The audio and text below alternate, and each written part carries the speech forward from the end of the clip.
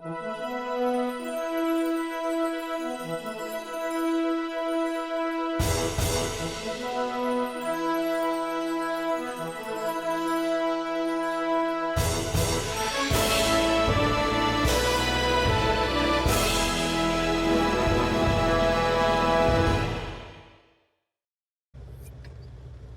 back to What Arty Noobs for General Disturbance. This is the SU-8, it's the Tier 6 Soviet SPG. This one's located on the west spawn of Sand River and it's under the command of Vlayer. Game on! Okay, well, this Arty is based on the T-28 medium tank, which was one of the first proper medium tanks, a fast tank that could actually move between places and outflank the enemy. Unfortunately, none of the actual designs were actually manufactured from T-28s in the end. They did go ahead and design it. In fact, they made two separate different designs, but none of them were actually put forward and actually manufactured. It's armed with a 152mm howitzer, capable of doing 550 alpha, 38mm pen, with a 6.7 meter burst radius. The howitzer is capable of reloading once every 15, it's 19.65 seconds now, but you can see that Vlayer's managed to get it down to 16.52 seconds, which is the fastest Arty at tier 6 other than the FV304, and able to shoot over the entire range of the battlefield. Okay, VK3001H. See if he's going to try for a shot, waiting for the reload to complete. Rounds out. That's a little more accurate, 173 hit points. They actually made two designs, as I said in a previous video. One with the howitzer at the front of the vehicle, which is a bit like the Sexton in many ways, and the other version with the howitzer at the back, which is the version you actually see in the game. Now, the reason why they didn't actually go ahead and build any was because the T-28, although it was actually fairly modern when it was first designed in 1931, and it was manufactured between 1933 and 1940, it wasn't considered a very great tank, mechanically speaking. And I suspect that if they'd actually mounted a 152mm howitzer on it, it probably would have shook the vehicle to death every time it fired.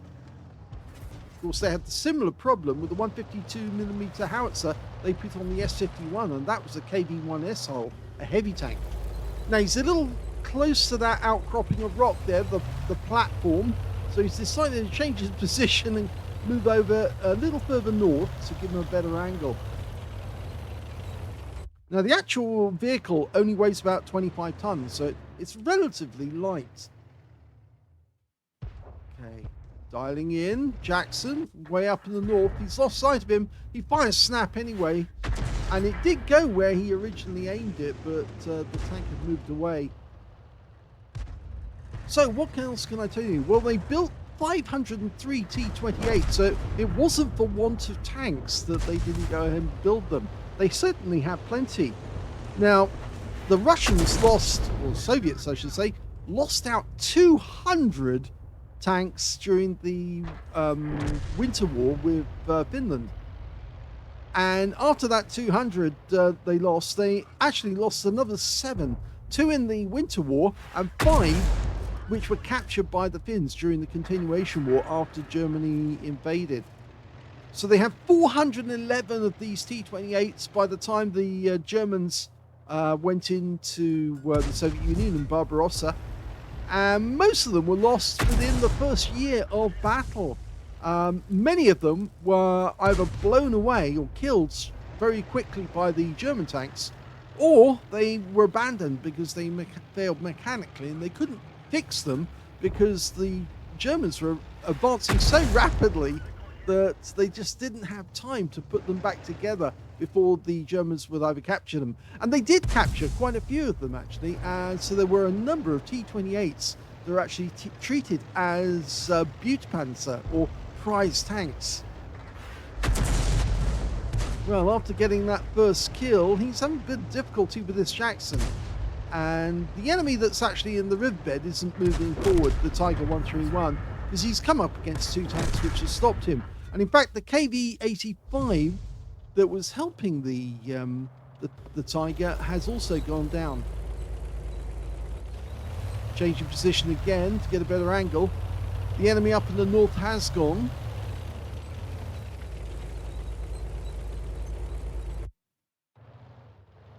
There were a couple of T-28s that were actually used in the siege of Leningrad. Of course, as you remember, that happened during the first year of the war from 1941. In fact, if I remember correctly, it carried on until 1943 or thereabouts, because, of course, the Germans laid siege to the city, and the only ways back to the Soviet Union were across Lake Ladoga, I think it was, if I remember correctly, when it was frozen. Now, technically, the T-28 would have been quite an effective solution. The T-52, which is a light tank in the game, actually was built at the Kirov factory in Leningrad, where the T-28s were originally built. So obviously, the T-52 shared a lot of commonality with the T-28.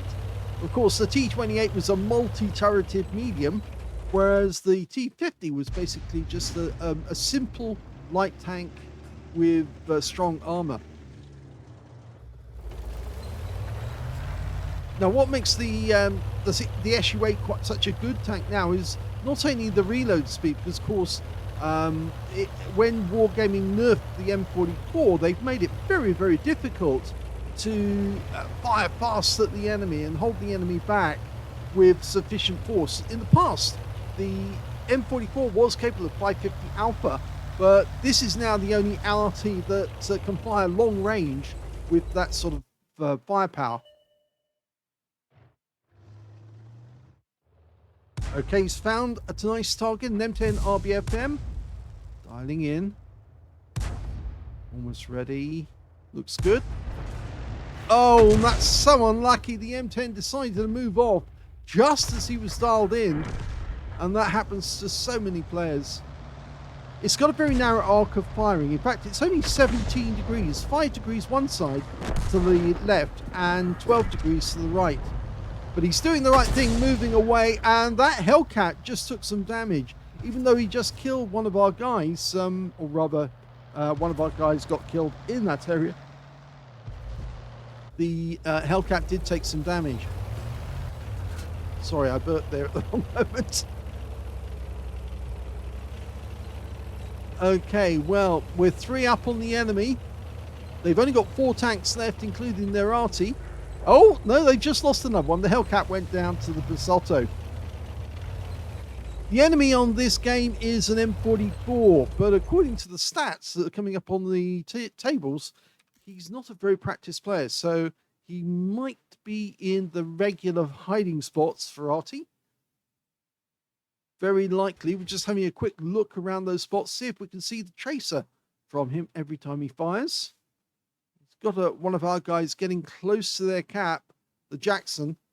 So if he is in the usual spots, we should see their tracer. Another problem with the SU-8 is, of course, you don't get many rounds to actually fire. 26 rounds in total, which is not really enough. It is possible to run out of shells with this Arty, and then all you can do is spot for your team. But it does have one advantage. It's reasonably fast, and because it's got a medium tank weight, it's actually able to ram enemy tanks, even if it means it costs you your life. Okay, Panzer IV Hydrostat. See if we can put a shell into this premium. Okay, he's loaded. Now, rounds out. Looks good. Good. Oh, so close. It did actually, you can see it was more than a few yards away, but he did get some stun. I thought for a second he might actually get that one if it fell short. But he might have another chance. And he stops before he fires, because the Hydrostat just killed our Churchill 7. But there's the Staghound. That's a more important target. Rounds out. And it's a big hit. It's a penetrating shot. High roll for 573. The Jackson's just killed that Panzer Hydrostat. He's near the cap area. And I wouldn't be surprised if he sees the Staghound very shortly. Rounds out. Well, he won't now because the Staghound just got wiped out by Vlayer. There's only one enemy left. It's their Arty, the M44. I did think that we would see him in one of the regular positions, but it looks like this player has decided to use his W key and moved away from the spawn point. Now, he might be down the riverbed and the Jackson might spot him, but if he's actually clever, he probably would have moved into the corner of the map, somewhere up at A0 or thereabouts, and that's why Vlayer is looking up here at the moment. Chances are, though, it might be just in the riverbed area, because he might be staying near the cap area.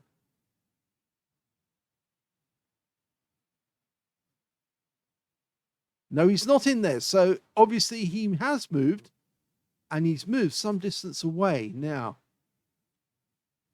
whereabouts do you think he's gone? As far as we know, they did check the southeast corner of the map, or at least one of our teammates did, the Jackson. He went past that place, and the Firefly's going there at the moment. Basotto's decided to cap. And he is in the corner. So I was wrong. I thought he might be in the north or near the riverbed, but the Firefly found him. He's actually hiding in that little crater area. And we're dialing in because I think the Firefly is having difficulty trying to get a shot. Rounds out, long distance. And it's a kill shot with his last shot. And 3 kills to Vlayer.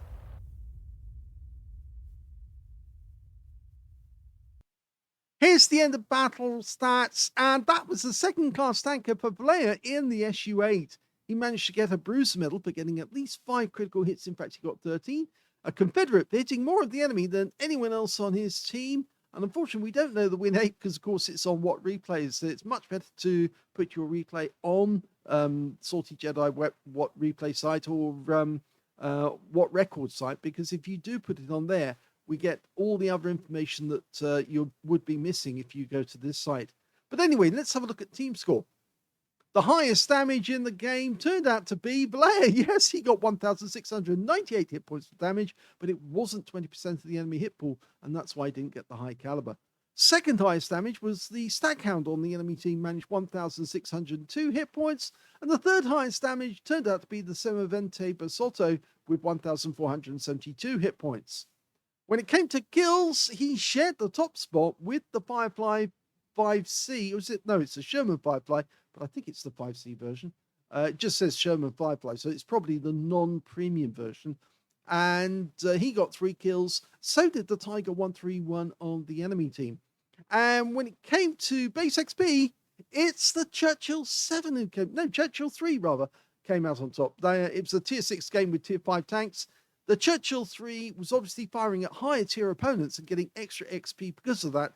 He got 925, the M10 RBFM got 847, and the 7 Vente Basotto got 788, with Vlayer getting 774 in 4th place.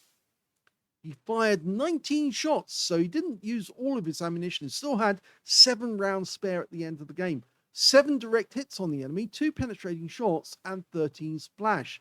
Now, can we see which ones he actually penetrated? Well, he got the Staghound with a penetrating shot, and we saw that one directly. He also penetrated the M44, the last shot of the game, and yes, that went straight through the M44 because, of course, it doesn't have a lot of armor.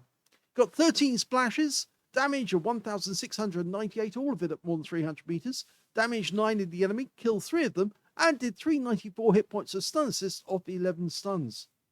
On a free-to-play account, he actually earned 49,820 credits from the game, and he also took away 1,548 experience points. So he said it was a fun game in the SU-8. Yes, it was, although it was a bit of a guessing game at the end, trying to work out where the M44 was.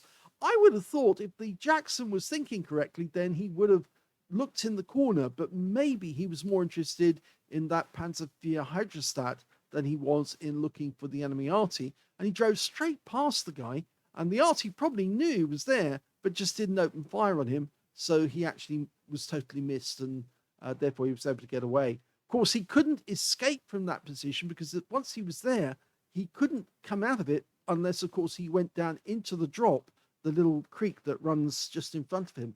Because if he tried to come out the conventional way, then the Basotta that was in the cap would have seen him and taken him out. So that's why it happened the way it did. But a good little game by Vlayer. Congratulations. If you enjoyed that replay, please give this video a like. Do subscribe to our channel. Leave a little comment down below because it feeds the algorithm. And thank you for watching.